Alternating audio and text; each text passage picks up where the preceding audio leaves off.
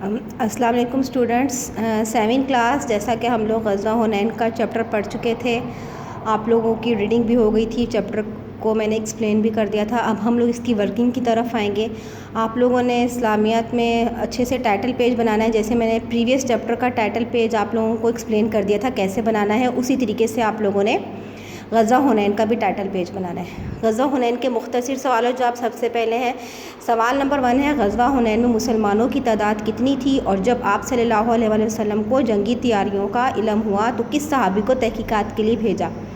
اس کا آنسر لکھنا ہے آپ لوگوں نے. غزوہ حنین میں مسلمانوں کی تعداد 12,000 تھی اور آپ صلی اللہ علیہ وسلم نے تحقیقات کے لیے حضرت عبداللہ بن حضرت کو بھیجا. سوال نمبر 2 ہے، غزوہ حنین کی جنگ کا سبب کیا تھا؟ آنسر اس کا ہے، عرب کے 2 مشہور قبیلے بنو حوازن اور بنو ثقیف کو جسمانی طاقت اور جنگی مہارت پر انہیں بہت ناز تھا. لہٰذا مسلمانوں نے جب مکہ کو فتح کر لیا اور قریش مکہ کی طاقت کو ختم کر دیا تو ان سے برداشت نہ ہو سکا اور وہ مسلمانوں سے جنگ کرنے کے لیے تیاریاں کرنے لگے. سوال نمبر 3 ہے، قبیلہ بنو حوازن اور بنو ثقیف کس وادی میں خیمہ زن ہوئے؟ دونوں قبیلے وادی اوتاس میں خیمہ زن ہوئے. اب آ جائیے اس کے بعد تفصیلی سوال و جواب، جس میں سوال نمبر 1 ہے، غزوہ حنین میں کچھ دیر کے لیے مسلمان اللہ کی مدد و نصرت سے کیوں محروم ہوئے؟ اس کا آنسر ہے، دوران جنگ مسلمانوں کی لوگوں کی زبان پر بے ساختہ یہ بات آ گئی کہ جب ہم تھوڑے تھے تب بھی کامیاب ہوئے، اب تو ہماری تعداد زیادہ ہے، لہٰذا اس جنگ میں ہماری جیت یقینی ہوگی. یہ الفاظ اللہ پر توکل اور بھروسے کے خلاف تھے. اس کی وجہ سے کچھ دیر کے لیے مسلمان اللہ کی مدد اور نصرت سے محروم ہو گئے. سوال نمبر 2، حضور صلی اللہ علیہ وسلم نے قبیلہ بنو حوازن کے قیدیوں کے ساتھ کیا سلوک کیا؟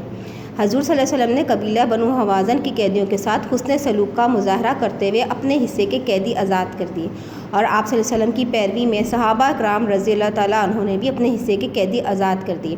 حضور صلی اللہ علیہ وسلم مسلمانوں کے شاندار حسن سلوک کو دیکھ کر کافی کفار بھی مسلمان ہو گئے. سوال نمبر 3، غزوہ حنین سے ہمیں کیا پیغام ملتا ہے؟ اس کا آنسر ہے، غزوہ حنین سے ہمیں یہ سبق ملتا ہے، کبھی کسی بات پر غرور و تکبر نہیں کرنا چاہیے، بلکہ اللہ کی ذات پر بھروسہ اور کامل یقین رکھنا چاہیے، اور مشکلات و مصائب میں صبر و استقامت کا دامن ہاتھ سے نہیں چھوڑنا چاہیے. تو بیٹا یہ آپ لوگوں کی غزوہ حنین کی ورکنگ ہے. سب سے پہلے مختصر سوال و جواب کی مین ہیڈنگ ڈالیں گے جس میں آپ کے 3 کوسچنس ہیں اور تفصیلی سوال و جواب کے بھی 3 کوسچنس ہیں. تو اب آپ لوگوں نے یہ ورکنگ جو ہے کاپی میں ٹائٹل پیج بنا کے مین انڈیکس میں بھی آپ نے چیپٹر کا نام شو کرنا ہے، اور جس ڈیٹ پر آپ لوگوں کا بیٹا یہ کام اپلوڈ ہوا ہے وہی ڈیٹ آپ لوگ کاپی میں مینشن کریں گے. شکریہ.